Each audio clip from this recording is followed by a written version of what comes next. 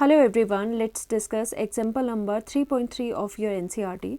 So this question is based upon the resistivity, finding the resistivity and resistivity dependence on the temperature. This is very important. So let's begin. Firstly आपको diagram बनाना होगा, circuit बनाना होगा. So उसके लिए an electric toaster use nichrome for its heating element when a negligibly small current passes through it. Its resistance at room temperature आपको पता है 27 degree Celsius लेना होता है, is found to be this much. That means सबसे पहले electric toaster लेना है जिसमें नाइक्रोम यूज़ होगा.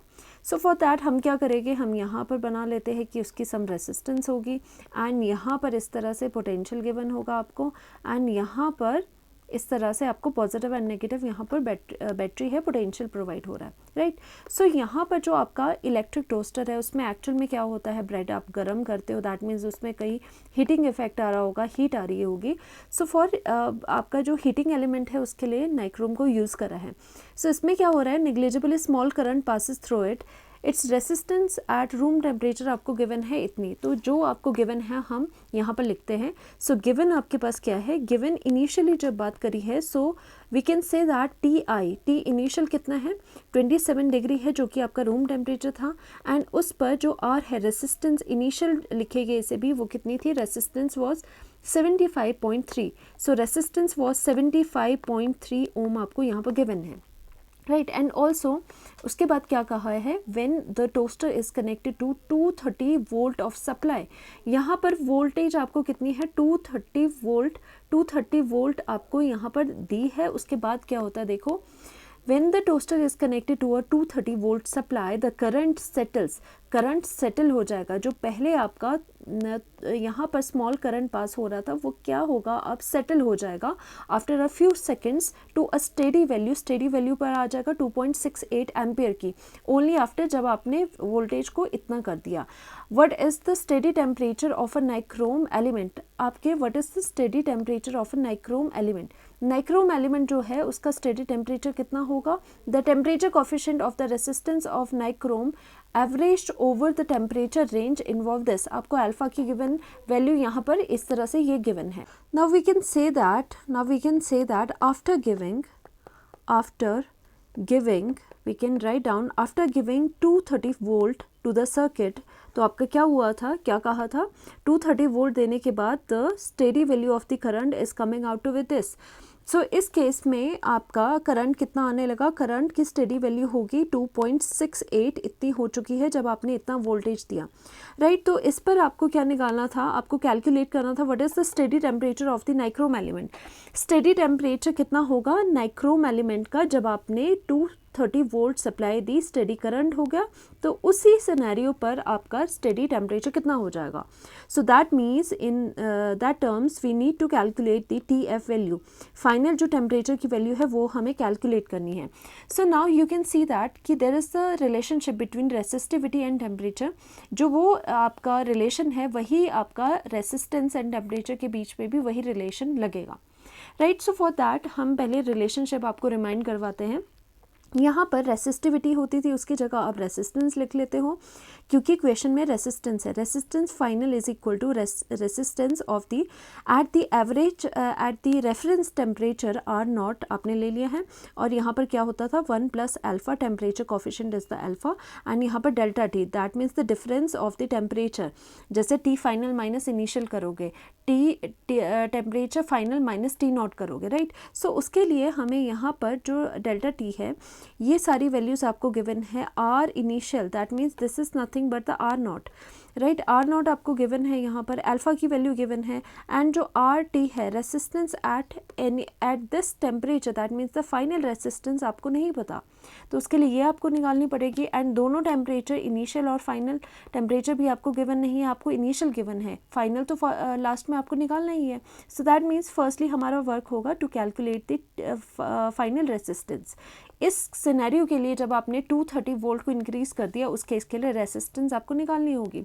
और वैसे भी देखो, अगर आपने वोल्टेज को यहाँ पर इंक्रीज़ करके 230 वोल्ट कर दिया, तो अगर वोल्टेज इंक्रीज़ करेगी तो इससे पास होने वाला जो करंट है, जो पास होने वाला करंट है वो भी इंक्रीज़ करेगा।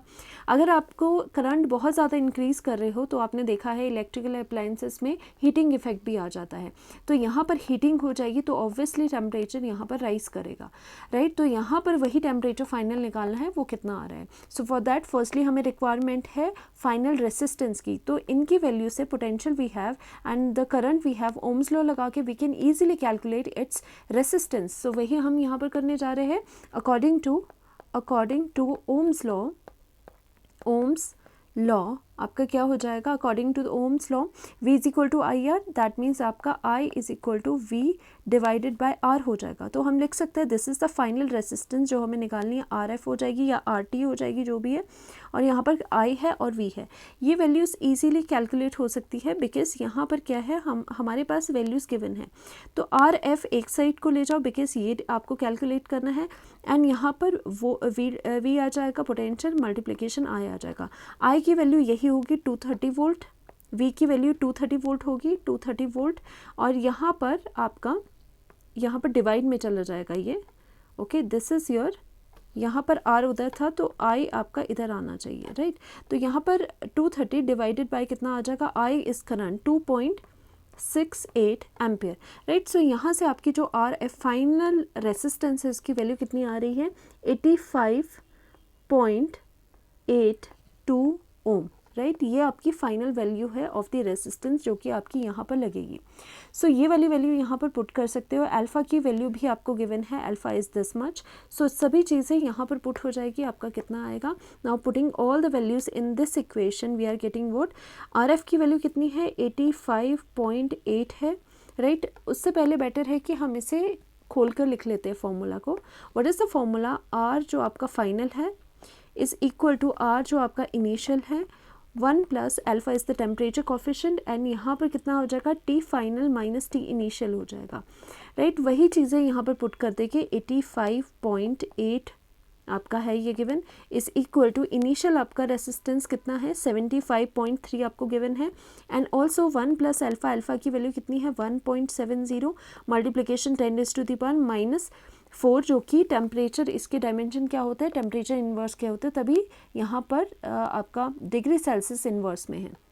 Now what is your T final minus T initial, T final आपका क्या है, we need to calculate, minus T initial क्या है आपका 27 degree Celsius, initially temperature 27 degree Celsius था, राइट। सो यहाँ पर कितना आ जाएगा, 85.8 डिवाइडेड बाय ये वाली जो रेसिस्टेंस थी वो आप नीचे ले जाओ, इस इक्वल टू अंदर क्या बचा, 1 प्लस 1.70 इंटू 10⁻⁻⁴, राइट। और यहाँ पर as such TF final minus 27 degree यहाँ पर एज सच है, राइट। यहाँ पर कितना हुआ, 1.3944 is equal to 1 plus, okay, 1 plus यहाँ पर 1.70 है, मल्टीप्लिकेशन 10⁻⁻⁴, एंड यहाँ पर TF माइनस 27 डिग्री है, राइट। अब यहाँ पर क्या हो जाएगा, इसे दूसरी साइड आप ले जाओगे तो 1.3944 minus 1 is equal to 1.70 multiplication 10⁻⁴, TF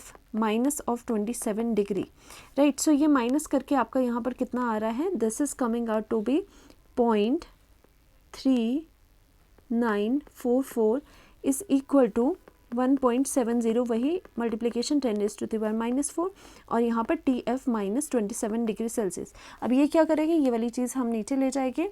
so we are doing it, आपका कितना आया, 0.3944 डिवाइडेड बाय उसमें 1.7 जो अल्फ़ा था वो आप नीचे ले गए, -4 is equal to TF minus 27 degree Celsius, right. यहाँ पर ये कितना आ जाएगा कैलकुलेट करके, 0.082 मल्टीप्लिकेशन 10⁻⁴ ऊपर हो जाएगा, is equal to TF minus of 27 degree Celsius.